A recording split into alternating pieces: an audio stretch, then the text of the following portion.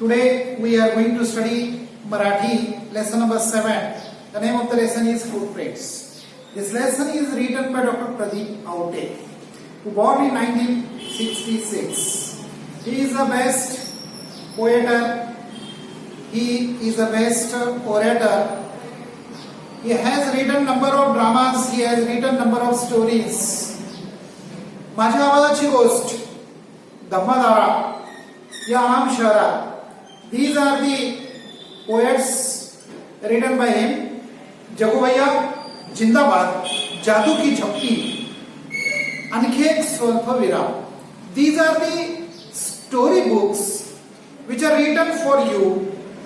कथा, कादंबऱ्या, अडीच अक्षरांची गोष्ट, 2.5. Story of 2.5 letters. These are the ललित लेख संग्रह प्रकाशित झाले आहेत. माझ्या आभाळाची गोष्ट या काव्य संग्रहाला साहित्य कला अकादमीचा पुरस्कार मिळाला आहे. He is a well known author. He is a well known poet.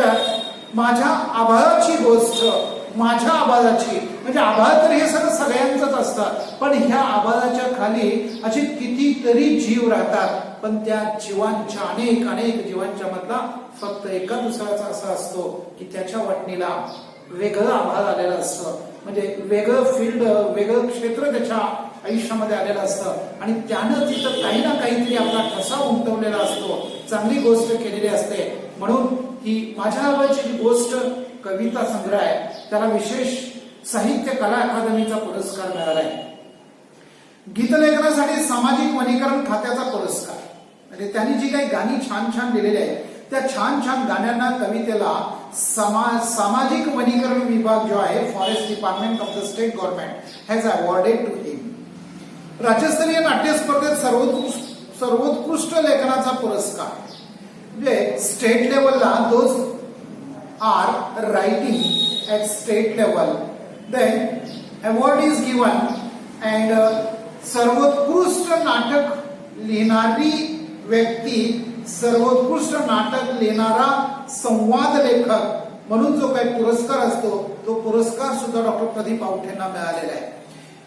प्रस्तुत पाठामध्ये फुटप्रिंट्स याच्यामध्ये नेमकं त्यांना काय सांगायचं आहे, तर आजकाल ग्लोबल वॉर्मिंग वाढायला लागलेलं आहे आणि हे जे ग्लोबल वॉर्मिंग वाढलंय, त्या ग्लोबल वॉर्मिंग सोबतच अनेक प्रकारच्या प्रदूषणाच्या समस्या निर्माण झालेल्या आहेत आणि ह्या प्रदूषणाच्या आणि ग्लोबल वॉर्मिंगच्या आणखीन काही जे काही पाण्याचं प्रदूषण असेल, हवेचं प्रदूषण असेल, आवाजाचं प्रदूषण असेल, या प्रदूषणामुळं आपलं जीवन धोक्यात आलेलंच आहे. आणि आपलं जीवन कशामुळे धोक्यात आलेलं आहे, तर सगळ्यात पहिल्यांदा आम्ही जे काही प्रदूषण करतोय त्या प्रदूषणाचा मारा ह्या धरणी मातेवरती होतोय आणि ह्या धरणी मातेचं जे काही प्रदूषण व्हायला लागलेलं आहे त्याच्यामुळं आमचं सगळ्यांचं जीवनच धोक्यात आलेलं आहे. आणि हे आमचं जीवन जर नष्ट व्हायचं नसेल तर मग आपणाला नवीन काही ना काहीतरी आपल्या जीवनशैलीमध्ये बदल करावा लागणार आहे. जी वाहनं आम्ही वापरतोय, जी आमची जीवनशैली आहे, लाईफस्टाईल आहे, ती लाईफस्टाईल बदलावी लागेल आणि ती बदलल्याशिवाय आपण ह्या धरणी मातेला वाचवू शकत नाही. हा संदेश या पाठातून डॉक्टर प्रदीप आवटेंना द्यायचा आहे. तर बघूया नेमकं तंत्रज्ञानाची गंमत सांगणारी ही एक कथा, ही गोष्ट आहे. आणि पर्यावरणाचं संवर्धन means how and why should we protect environment, what is the importance of the environment is told to us by Dr. Pradeep Aute. Before starting this lesson, I am going to request you that you should subscribe the channel. Tell to your friends to subscribe the channel. Please hit the bell icon to get the latest uploaded videos. Okay, be ready.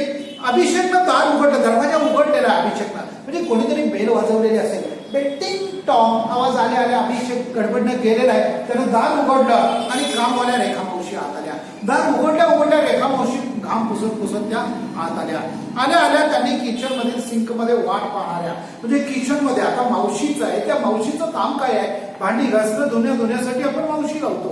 तर मग त्या मावशी direct त्यांचा मोर्चा कोणीकडे गेला, kitchen room कडे गेल्या, कारण kitchen room मध्ये या सगळ्या जीवनशैली बदललेल्या लोकांनी, ऐषारामीनं जीवन जगणाऱ्या, कष्टाची सवय नसणाऱ्या किंवा कष्ट स्वतः करायचेच नाहीत असं ठरवलेल्या लोकांची भांडी तिथं आत वाट बघत बसलेली होती. वाट बघणाऱ्या भांड्याकडे आपला मोर्चा वळवला. ते मावशी आत डायरेक्ट तिकडे निघून गेल्या.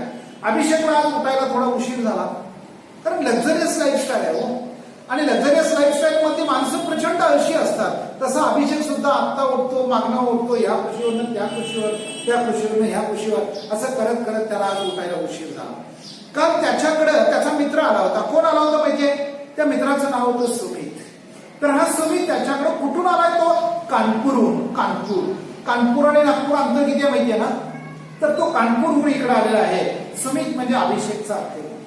बघा, सुमितचं नातं सुद्धा इथं अभिषेकशी सांगितलेलं आहे. तर तो त्याचा आते भाऊ आहे. तो IIT कानपूरला शिकत होता. IIT खूप कानपूरचा IIT म्हणजे अतिशय अभिमानाची गोष्ट आहे. तिथं फक्त आणि फक्त हुशार, धाडसी म्हणजे अभ्यास करण्यासाठी सुद्धा धाडस लागतो. प्रचंड मोठं धाडस लागतंय. कारण आजकाल ह्या मोबाईलला बाजूला सारणं, कॉम्प्युटर पासून दूर राहणं, टीव्ही सिरियलचा एवढा भयानक मोठा मारा आमच्यावरती होतोय. आणि या सगळ्या गोष्टीला बाजूला सारून अभ्यास करणं आणि IIT मध्ये मी प्रवेश मिळवणारच अशी शपथ घेणं हे सुद्धा आजकाल प्रचंड मोठं धाडसाचं काम आहे. आणि हे धाडस त्याच्या भावाला केलेलं होतं आणि तो कानपूरला शिकत होता. काल संध्याकाळी सुमित आला आणि आल्या ज्या वेळेला पै पाहुणे किंवा असा लांब राहायला जर काही एका दुसरा कोणी आपला नातेवाईक असेल आणि तो खूप दिवसातून आला, किंवा आपल्याच घरचा कोणी जरी असेल आणि तो लांबच्या शहरातून कधीतरी आला की आपण गप्पा टाकत बसतो. तसं तो सोप्यावरती कोचवरती बसून मस्तपैकी गप्पा चालू होत्या. गप्पासोबत सुमीच्या लॅपटॉपवर त्यानं नवीन केलेलं प्रोजेक्ट, कारण हा IIT ला आहे आणि IIT ला सगळं इन्फॉर्मेशन टेक्नॉलॉजी मध्ये अनेक नवनवीन प्रोजेक्ट तयार करायला लागतात. आणि ते त्याने जे प्रोजेक्ट तयार केलेले होते ते सगळे प्रोजेक्ट तो त्या अभिषेकला दाखवत होता. काय हो, रात्री झोपायला 2 वाजले बघा. म्हणजे त्यांना वेळेचं भान नाहीये. आजकाल तुम्हाला लोकांना, मुलांना वेळेचं भानच नसतं. रात्री 2-2, 3-3 वाजेपर्यंत जागायचं आणि सकाळी 12 वाजले तरी तुम्ही उठत नाही. सकाळचा सूर्योदय बघण्याची सवय आजकाल तुम्हाला लोकांची पडून गेली आहे. तसंच ह्या मुलांच्या बाबतीत सुद्धा हा कानपूरहून कोण आलेला आहे? सुमित आलाय. आणि सुमित आपले प्रोजेक्ट दाखवत बसल्यामुळे अभिषेकला त्याच्यामध्ये इंटरेस्ट दाखवल्यामुळे काय झालं, रात्रीचे 2 वाजले. काय हो, हे तुम्हीच फरशी पुसता आणि तुम्हीच ती घाण करता.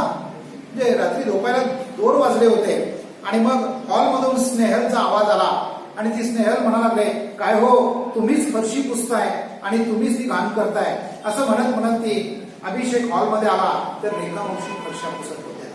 म्हणजे ज्या वेळेला रेखा मावशी फरशा पुसत होत्या त्यावेळेला स्नेहलनं तिकडनंच आवाज दिलेला होता. आणि मग त्यांच्या पायाचे काळे कळकट ठसे पुसलेल्या फरशीवर उमटले होते. स्वच्छतेची भोगती असलेली स्नेहल त्यामुळे त्रासली होती. आता स्वच्छता, स्वतः काम न करता स्वच्छ पाहिजे म्हणायला काही बिघडत नाही. आणि तशातला हा प्रकार होता. तर मग झालं कसं की ही जी मावशी होती ती मावशी बिचारी गरीबा घरची, तिच्या पायामध्ये धड पायामध्ये चपला सुद्धा असू शकणार नाही.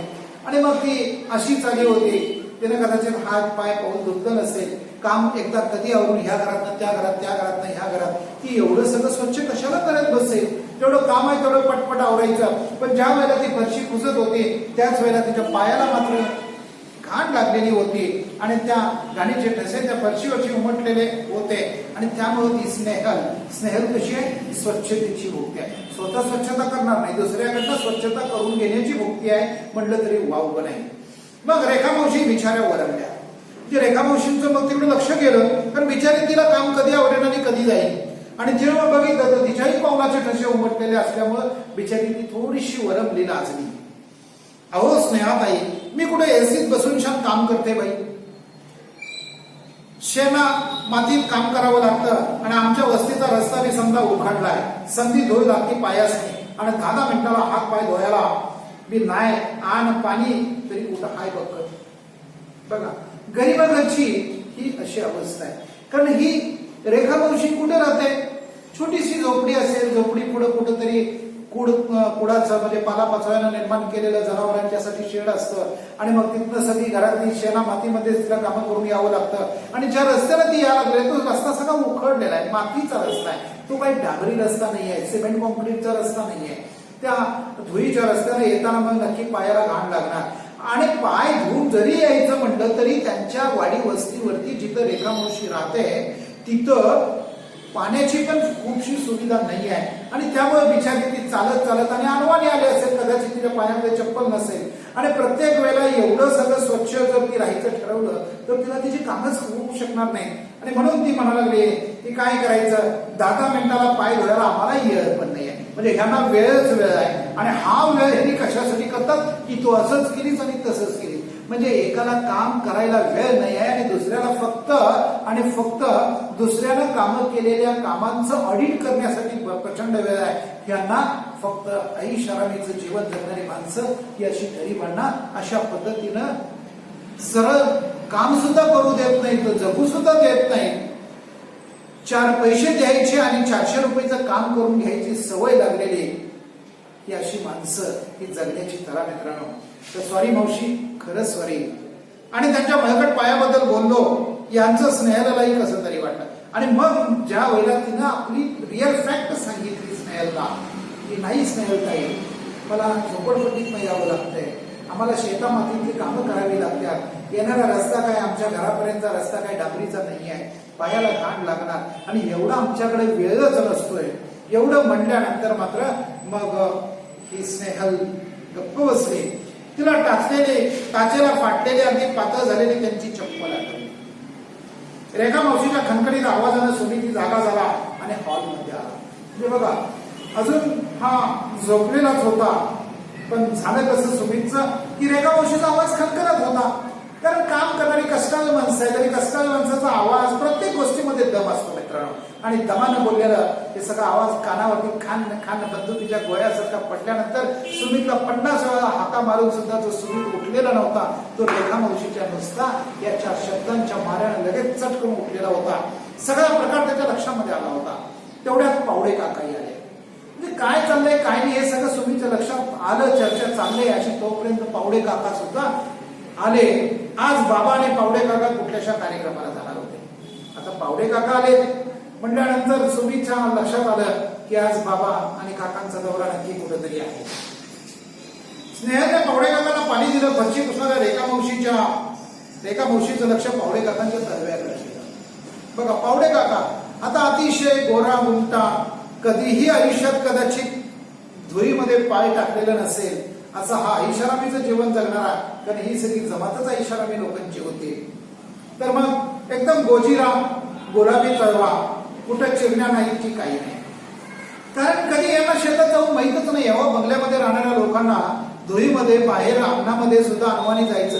घरात किचन रूम पर्यंत चप्पल घातलं जातं. ज्या भारतीय संस्कृतीमध्ये घराच्या बाहेर चप्पल ठेवायला सांगितलं जातं, तिथं हे चप्पलच कधी काढत नाही. जिथं स्वयंपाक करायचा, या स्वच्छतेचे भोगते असणारी ही सगळी मंडळी स्वयंपाक घरापर्यंत चप्पल घालून बिनधास्त वावरत असतात. मग ह्यांचं पाय गुलाबी राहणार नाही तर ते काय काळे कुठं होणार आहेत?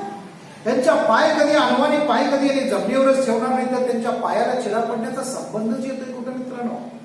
ज्याला खरोखर प्रचंड कष्ट करावं लागतं, ज्याला अंगावरती अंग झाकण्यासाठी कपडे घेण्या इतपत पैसे नाही आहेत, तो भारीतलं चप्पल, घरात चप्पल वेगळं, बाहेर वेगळं, बाथरूम मध्ये वेगळं, असा चप्पलांचा ढीग घरात आणलेलंच कशा?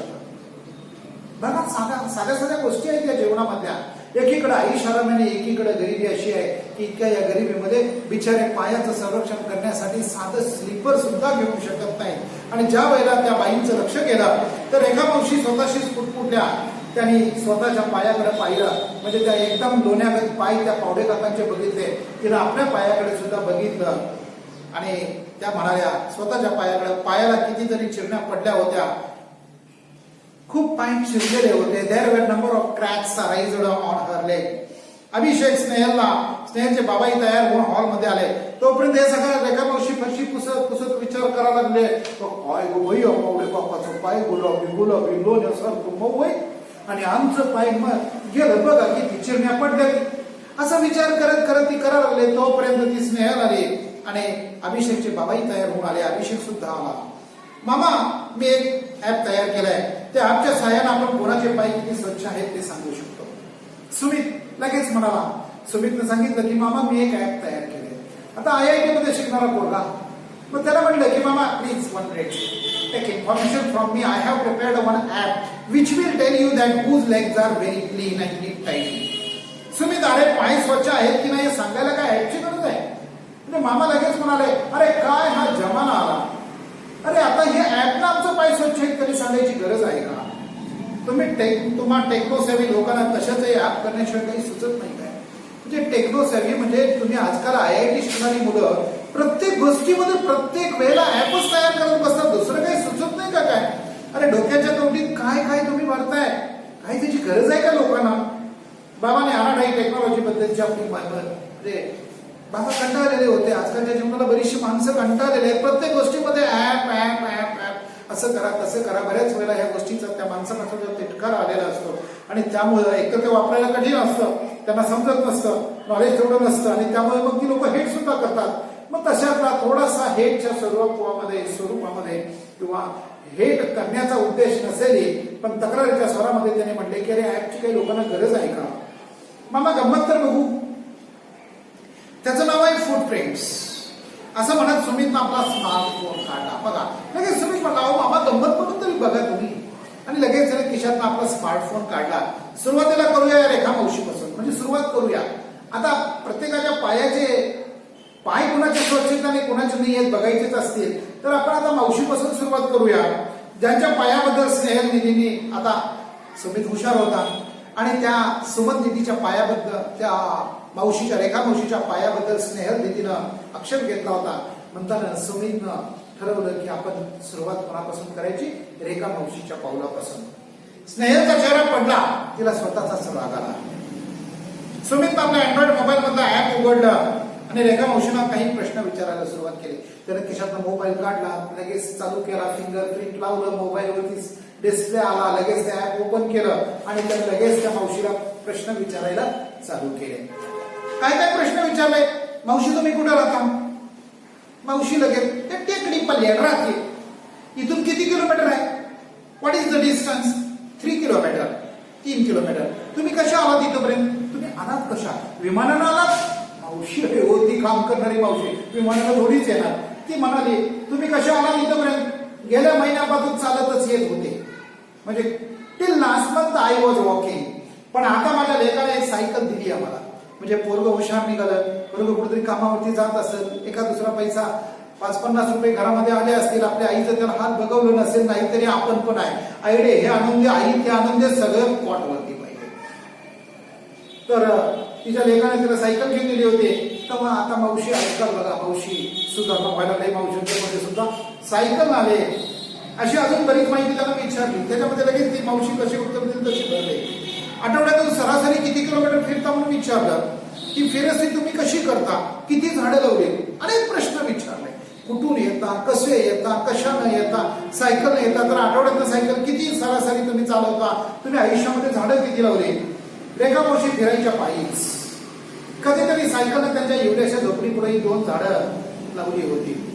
त्यातला एक लिंबोनीचं होतं. पण एवढी सगळी माहिती सुमित का घेतोय तेच कुणाला कळेना. आता हा सुमित एवढी सगळी माहिती कशासाठी विचारायला लागलेला आहे. सायकलचा काय संबंध आहे. झाडं लावण्याचा काय संबंध आहे. ती चालत आली काय आणि कशानं आली. याला घेऊन काय करायचं आहे. असं बाकीचे प्रश्न असे अनेक प्रश्न बाकीच्या लोकांच्या मनामध्ये घोंगवत होते येत होते. रेखा मावशी तर ती गडबडूनच गेली. कशासाठी का हा विचारतोय. आणि आता पहा या रेखा मावशीच्या फुटप्रिंट्स म्हणजे सगळी माहिती विचारून झाली. त्यानं त्या सबमिट बटनावरती क्लिक केलं आणि रेखा मावशीच्या पावलाचे ठसे तिथं त्या ठिकाणी आले. त्या ऍपच्या द्वारे आले. फुटप्रिंट्स आले. असं म्हणत त्यानं मोबाईलचं कसं बटन दाबलं. म्हणजे त्या स्क्रीनवरती बटन दाबलं. पाय पुसणीच्या आकाराचा एक निळा चौकोन उमटला. त्या ठिकाणी लगेच एक निळ्या रंगाचा एक चौकोन तिथं उमटला आणि पायपुसणीच्या अगदी आभाळाच्या निराभ्र तुकड्यासारखा सगळे आवासून पाहत होते. आणि त्या निळ्या तुकड्याच्या मधोमध 2 पावलं उमटली. एकदम चंदेरी बरखात मटलेली आणि खाली इंग्रजीत शब्द उमटले silver footprints. The most clean footprints. जे सबमिट बटन दाबलं. निळशार असा चौकोन आला. त्या ठिकाणी स्वच्छ आभाळ जसं निळं दिसतं तसं निळा चौकोन त्या ठिकाणी आला. आणि त्या निळ्या चौकोनाच्या मधोमध 2 फुटप्रिंट्स सिल्वर कलर मध्ये 2 फुटप्रिंट्स आले होते. आणि खाली तिथं अक्षर आली होती मित्रांनो. काय लिहिलं होतं? Silver footprints, the most clean footprints. वा वा, पाहिलं रेखा मावशींचे पाय चंदरी आहेत, एकदम स्वच्छ, झऱ्याच्या स्फटिक स्वच्छ पाण्यासारखं. बघा, म्हणजे द मोस्ट क्लीन फुटप्रिंटचा अर्थ होता चंदेरी पाय, की जिचे पाय खरं म्हणजे पायाला चिरण्या पडलेल्या आहेत, तिच्या पायावरती प्रचंड मोठी धूळ बसलेली आहे. कष्टाचे पाय होते ना, पण तिच्या पायाचे फुटप्रिंटचा अर्थ ह्या सुमितच्या आत्म्यात दिलेला आहे की एकदम स्वच्छ, जसं झऱ्यामध्ये स्फटिकाचा काय म्हणलेलं आहे, झऱ्याच्या स्फटिक स्वच्छ पाण्याप्रमाणे असे हे अतिशय स्वच्छ. मग लगेच सुमित असं त्यानं सुमितनं सांगितलं आणि मग पावडे काका म्हणाले, काय हे भलतच, अरे तिचे पाय किती घाण आहे, तिच्या पायाला चिरा किती पडल्यात, काय कुट्ट पाय आणि तू सांगायला सिल्वर फुटप्रिंट, अरे काय त्याला वेट बीट लागलाय की काय तुला. पावडे काका त्याच्याकडे म्हणाले, बघत म्हणाले. सुमित हलकेच पावडे काकांच्या गोजिरे तळव्याकडे पाहिलं. तोपर्यंत सुमितचं लक्ष पावडे काकांच्या पायाकडे गेलं. काका, आपण आता तुमच्या पायांचं बघूया. म्हणजे एक अतिशय जगाच्या दृष्टिकोनातून कुणालाही बघवणार नाही तर असे घाणेरड्या पायांचा फुटप्रिंट घेतलेला होता. आता दुसरे पाय गुलाबी गोजिरवाने अतिशय नाजूक लोण्यासारखे मऊ लुसलुशीत पायांचा आता फुटप्रिंट घ्यायचा असं सुमितनं ठरवलं. त्याला हळूच आपला मोर्चा त्यांच्याकडे वळवला आणि त्या पाहायचं काय असं म्हणत पावडे काका लगेच म्हणाले, अरे काय वेळाईस काय काय पाहायचं काय, बघ ना माझे पाय किती स्वच्छ आहे, गोजिरवाने गुलाबी लुसलुशीत लोण्यासारखे मऊ पाय आहे आणि ह्याच्यात तू काय बघणार आहेस. पावडे काका पाय सगळ्यांनाच दाखवत म्हणाले, पण चला तुमचा ऍप काय सांगताय ते तरी बघूया. ठीक आहे चल. आणि मग सुमितनं पावडे काकांचा डेटा सगळा भरायला, डेटा म्हणजे सगळी माहिती विचारायला चालू केली. जी माहिती त्याने कुणाला विचारलेली होती, रेखा मावशींना विचारलेली होती. तर सुमितनं माहिती भरायला चालू केले. पावडे काका म्हटले, मी विश्रांतवाडी करून आलेलो आहे. कसे आलाय, अर्थात ते कारण आलेले होते. आणि मग सुमितची शंका, हो का, अच्छा, मग तुम्ही फिरता किती असं विचारल्यानंतर पावडे काका म्हणाले, माझ्या ऑफिस पासून 16 किलोमीटर, रोजचे 35-40 किलोमीटर नक्कीच होतात. आणि हे सगळं कसं फिरताय तुम्ही, अर्थातच कारण फिरतात ते. हो नाही तर काय, बसला लटकत जाऊ नकोस. म्हणजे पावडे काका म्हणाले, काय लेका 16 किलोमीटरचं अंतर आहे, मग मी काय बसनं जाऊ काय सायकलनं जाऊ, चालत गेलो तर मला ऑफिसचं काम करता येईल नाही ना येणार. अरे मला बसनं, मला माझ्या कारनंच फिरावं लागेल. काका तुम्ही झाडं किती लावली, पुढचा प्रश्न. पावडे काकाने कोणतीच्या रोपा करता माती मागितली तर ती आणून देणं होत नाही काकांना. हे झाड काय लावणार, स्नेहलनं एकदम स्ट्रेट ड्राईव्ह लगावला. म्हणजे क्रिकेटमध्ये तसा एकदम स्ट्रेट ड्राईव्ह असतो, तो 6 मारला जातो, एकदम ओरडून जातो बॉल, तसाच एक ड्राईव्ह या स्नेहलनं मारला. पावडे काकूंनी कुंडीतल्या रोपा करता, म्हणजे काकांच्या काकूनीची नेहमीच काकू करत असेल बिचारी. कारण पावडे काकांना कधी बायकोचं ऐकायचं माहितच नसावं, कारण त्या काकू दमल्या होत्या, माती आणून द्या, कधीही त्यांनी माती आणून दिलेली नव्हती. आणि मग हे झाड काय लावलं. पावडे काकाने आणखी काही माहिती मागितली, ऍपवर सगळी माहिती भरली आणि पुन्हा एकदा निळा तुकडा तिथं चमकला आणि क्षणात तिथं पावलं उमटली. त्या निळ्या चौकोनामध्ये 2 पावलं उमटली. काही कुट्ट पावलं होती मित्रांनो, अतिशय काही कुट्ट. आणि खाली शब्द आले होते, you have dirtiest footprints, perfect black footprints. You have dirtiest footprints, perfect black footprints. Pawde काकांचा चेहरा एकदम खाली पडला, कारण जिचे पाय घाण होते त्या घाण पायासाठीचा चेहरा आलेला होता silver footprints, perfect clean footprints. आणि ज्याचे पाय स्वच्छ लोण्यासारखे सुटसुटीत, एकही चीर नाही, त्या पावलांचे ठसे त्या ठिकाणी आले होते. Most dirtiest footprints, perfect black, असं त्या ठिकाणी वर्णन आलेलं होतं.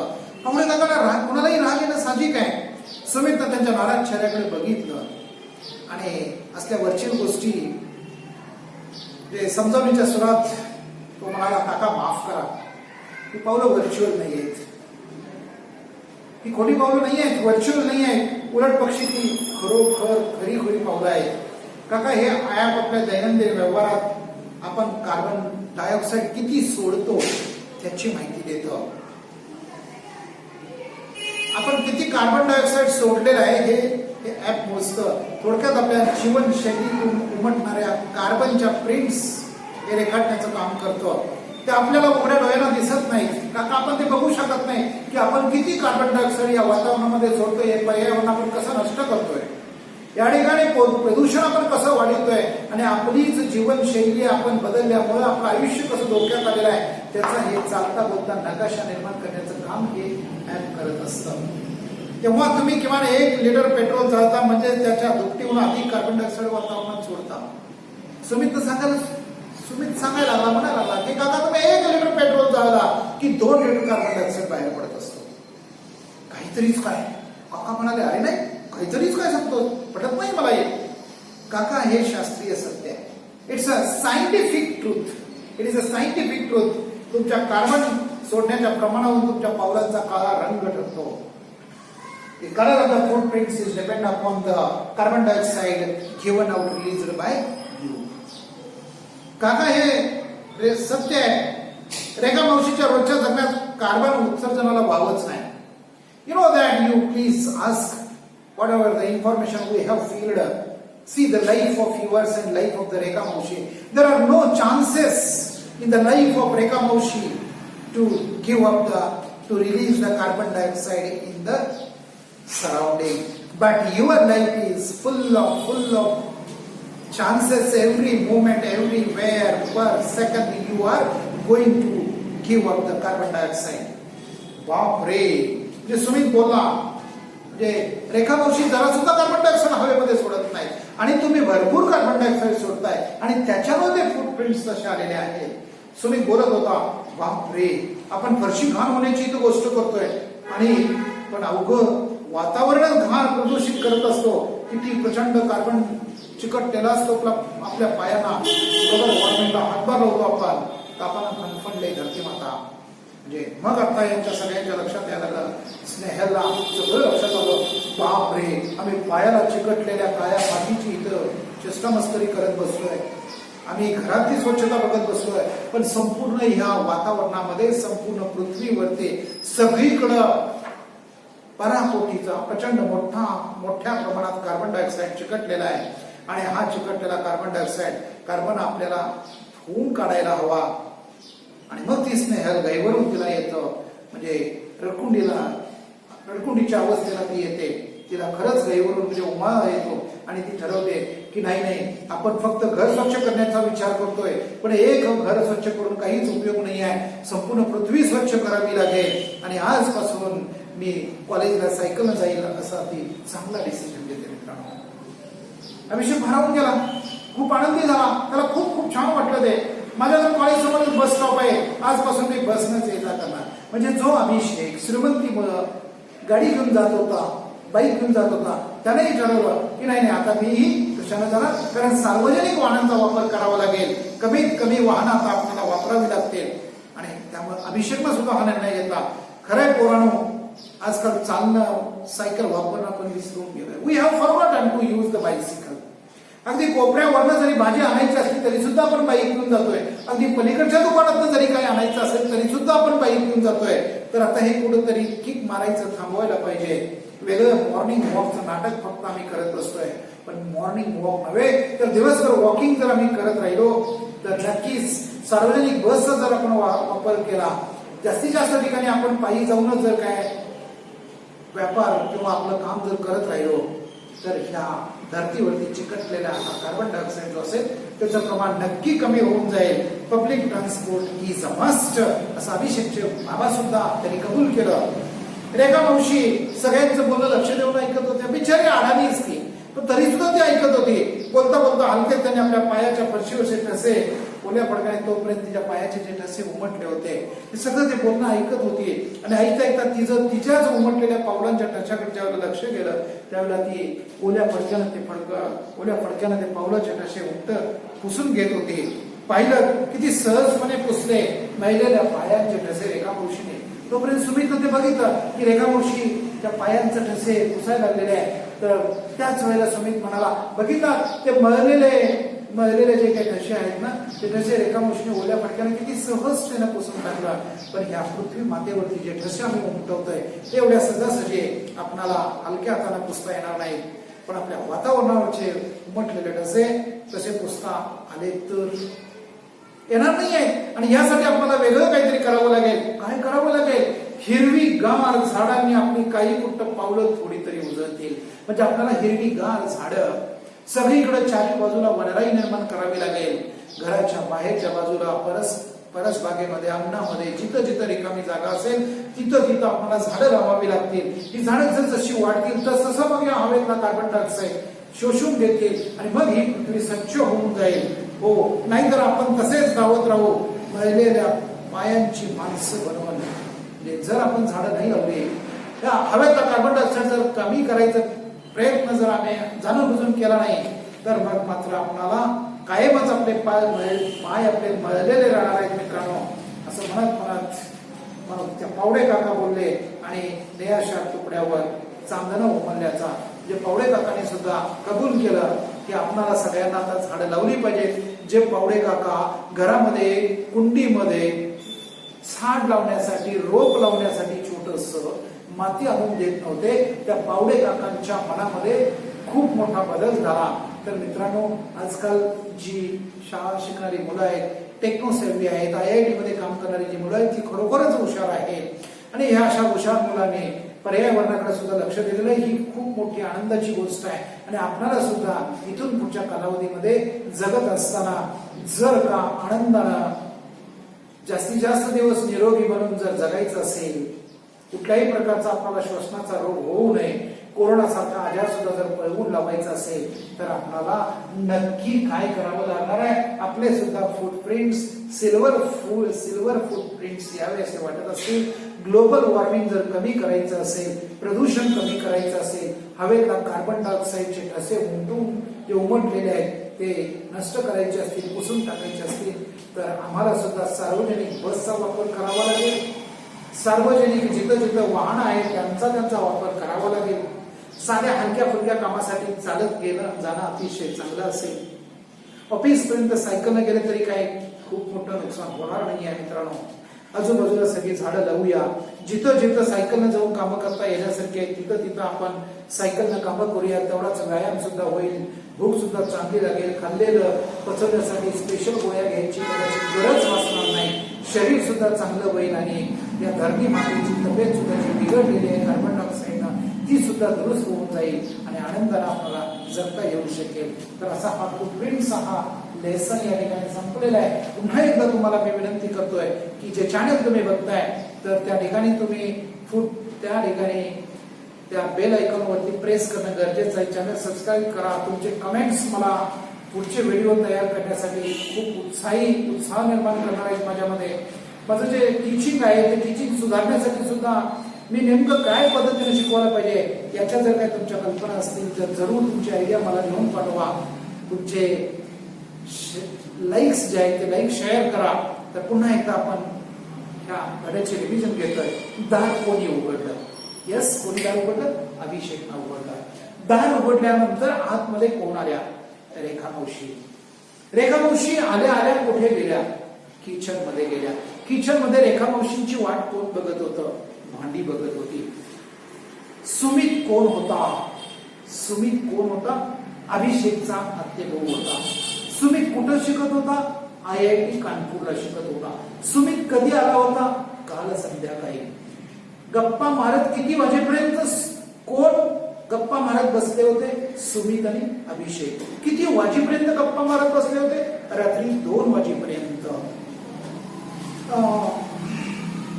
स्नेहाताई, मी कुठे एसीत बसून छान काम करते बाई, असं प्रत्युत्तर कोणी दिलं?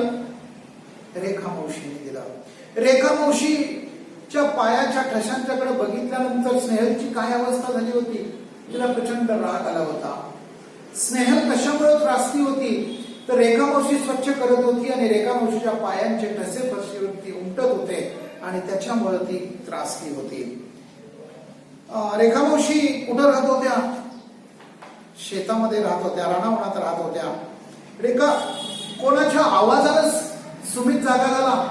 रेखा मावशीच्या. रेखा मावशीचा आवाज कसा होता? खणखणीत होता. रेखा मावशी खणखणीत आवाजात बोलत होते त्यावेळेला नेमकं कोण आलं? पावडे काका. पावडे काकांचे पाय कसे आहेत? गुलाबी, चिरा न गेलेले, लोण्यासारखे मऊ लुसलुशीत पाय होते. ऍप कोणी तयार केले? सुमितनं. सुमित च्या मते बाबांनी टेक्नॉलॉजी बाबतची मळमळ कशा प्रकारे व्यक्त केली? बाबांनी टेक्नॉलॉजी बाबतची मळमळ कशा प्रकारे व्यक्त केली? तुम्ही टेक्नोसवी लोकांना कशाचंही ऍप करण्याशिवाय काही सुचतच नाही. अरे सगळ्यात भारी ऍप डोक्याच्या कवटीत आहे, हे विसरलात का काय? अशा प्रकारे सुमितच्या अभिषेकच्या बाबांनी आपली मळमळ व्यक्त केली होती. तर सुरुवातीला हे ऍप वापरत असताना कोणासाठी वापरलं गेलं? कोणाच्या पायाचे फुटप्रिंट्स काढले गेले? रेखा मावशीच्या पायाचे फुटप्रिंट्स काढण्यासाठी कोणकोणते प्रश्न विचारले गेले? तुम्ही कुठं राहताय? किती किलोमीटर अंतरावरती राहताय? तुम्ही तुमच्या घरापासून कामाच्या ठिकाणी कसं येताय? संपूर्ण महिन्याभरात तुम्ही किती वेळा सायकलिंग करताय? आणि तुम्ही आतापर्यंत किती झाडं लावलेले आहेत? असे अनेक प्रश्न त्या ठिकाणी विचारले गेले. रेखा मावशीच्या पावलांचे ठसे कसे उमटले होते? Silver footprints, the most clean footprints. Pawde काकांच्या पायाच्या ठशांचं वर्णन कसं आलं होतं? Most dirtiest perfect black footprints अशा प्रकारचे आलेले होते. तर मित्रांनो, पावडे काकांचं घर आणि ऑफिसचं अंतर किती होतं? 16 किलोमीटर. बरोबर आहे. याच्यानंतरचा पुढचा प्रश्न असा आपण विचार करू शकतोय की स्नेहलने कोणता स्ट्रेट ड्राईव्ह मारला? स्नेहलने कोणता स्ट्रेट ड्राईव्ह मारला?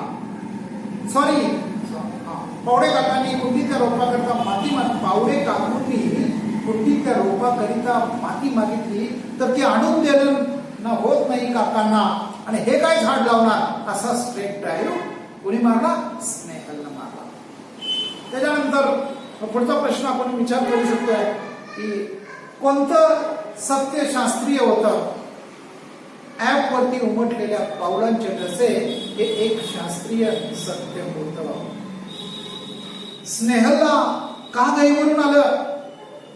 ज्या वेळेला सुमितनं पावलांच्या ठशांचं संपूर्ण वर्णन केलं त्यावेळेला आपण खरोखरच किती त्या वातावरणामध्ये कार्बन डायऑक्साईड सोडतोय आणि वातावरणामध्ये कार्बन डायऑक्साईडचे गायकुट्ट ठसे उमटवतोय याची जाणीव झाल्यानंतर तिला घाईवरून आलं. स्नेहलनं कोणता निर्णय घेतला? सायकलला कॉलेजला जायचा निर्णय घेतला. अभिषेक तो कोणता निर्णय घेतला?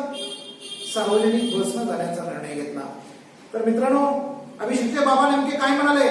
Public transport is a must, असं अभिषेकचे बाबा म्हणाले. तर या अशा प्रकारे हवेतला पर्यावरण स्वच्छ ठेवायचं असेल, ग्लोबल वॉर्मिंग कमी करायचं असेल, सगळ्यांचे फुटप्रिंट्स सिल्वर फुटप्रिंट्स यावायचे असतील तर नेमका काय उपाय करायला पाहिजे? येस, प्रदूषण कसं कमी करताय? सगळीकडं जिथं जिथं रिकामी जागा असेल त्या ठिकाणी आपण काय लावली पाहिजेत? हिरवीगार झाडं लावली पाहिजेत. सगळीकडे वनराई केली पाहिजे आणि जितकं शक्य आहे तितकं पायी किंवा सायकलनं आपण प्रवास केला पाहिजे. वाहनांचा वापर कमीत कमी केला पाहिजे. सार्वजनिक वाहनांचा वापर आपण केला पाहिजे. अशा पद्धतीचे काही उपाय या धड्याच्या माध्यमातून, या फुटप्रिंट्स या लेसनच्या माध्यमातून डॉक्टर प्रदीप आवटेंनी आमच्यासाठी सल्ला दिलेला आहे. तुमच्यासाठी आहे, माझ्यासाठी आहे की गरमी माता जर वाचवायची असेल तर मित्रांनो, ह्या पद्धतीचं जीवन जगण्याशिवाय, आपली जीवनशैली बदलल्याशिवाय नक्कीच दुसरा पर्याय आपल्यापुढे सुद्धा नाही आहे. तर माझं पुन्हा एक प्रसंग असेल, या चॅनेलला सबस्क्राईब केलेलं नसेल तर सबस्क्राईब करा, तुमचे कमेंट्स लिहा, तुमचे लाईक शेअर करा आणि हा व्हिडिओ तुम्ही बघितल्याबद्दल तुम्हा सगळ्यांना धन्यवाद. आणखीन काही जास्तीची माहिती हवी असेल, आणखीन काही तुम्हाला याच्यावरचे प्रश्न हवे असतील, प्रश्नपत्रिका हवी असेल तर नक्की तुम्ही मी दिलेल्या मोबाईल फोनवरती मला कॉन्टॅक्ट करा, व्हॉट्सअप मेसेज करा, तुम्हाला तेही पद्धतीची व्यवस्था केली जाईल. धन्यवाद.